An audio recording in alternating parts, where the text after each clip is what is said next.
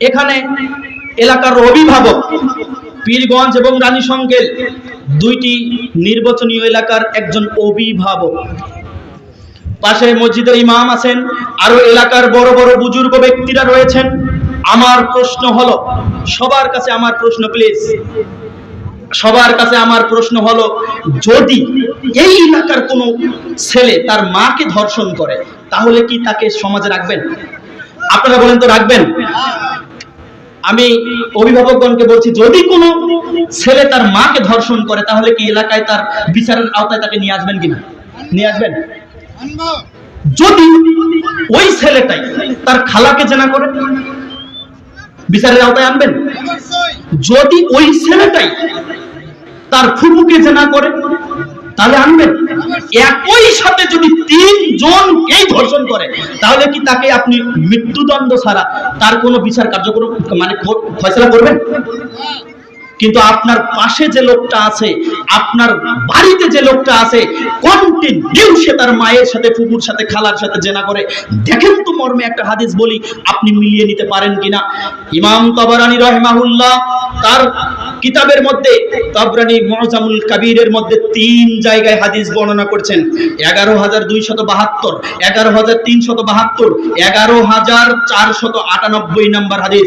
হাদিস বর্ণনা করছেন আব্দুল্লাহ ইবনে আব্বাস রাদিয়াল্লাহু তাআলা আনহু, তিনি বলেন রাসূল সাল্লাল্লাহু আলাইহি ওয়াসাল্লাম বলেছেন, ইস্তানিবুল খামরা, তোমরা মদ থেকে দূরে থাকো, ফা ইন্নাহা, কেননা এই মদ হলো উম্মুল ফাওয়াহিশ, সকল পাপের মূল।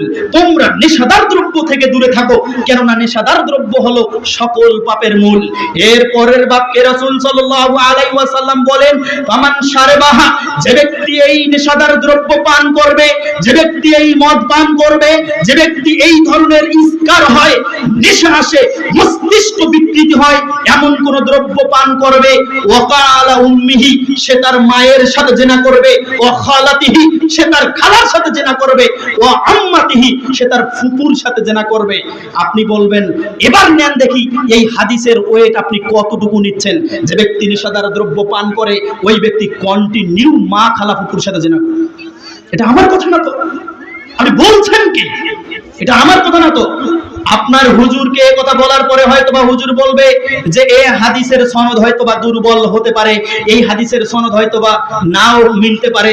শুনুন, রাসূল সাল্লাল্লাহু আলাইহি ওয়াসাল্লামের এই হাদিস আমি আপনাকে শ্রেষ্ঠ মুহাক্কিক আল্লামা নাসিরুদ্দিন আলবানী রাহিমাহুল্লাহর তাহকিক গ্রন্থ থেকে বলছি, সিলসিলা হাদিসুস সহিহা 1188 নাম্বার হাদিসে এই হাদিসটা নিয়ে এসে তিনি ডিসকাশন করেছেন।